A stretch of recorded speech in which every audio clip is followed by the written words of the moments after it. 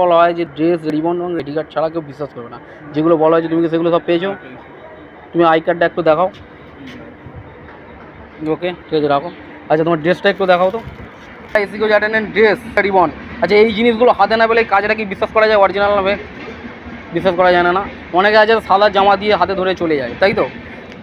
তা আজকে first joining করে আপনি যে জায়গায় যাচ্ছেন, অ্যাকচুয়ালি বিশাখাপত্তনম খুব একটা ট্যুরিস্ট জায়গা। তা নিজের সম্বন্ধে কিছু বলুন যে কেমন লাগছে, কেনার রূপে আপনি কী বলবেন? এতদিন ওই জায়গার নাম শুনতাম, এখন ওখানে গিয়ে ডিউটি করে ভালো লাগবে। আচ্ছা, মোটামুটি ভালো লাগছে। এর আগে কোনোদিন গেছো ওই জায়গাতে?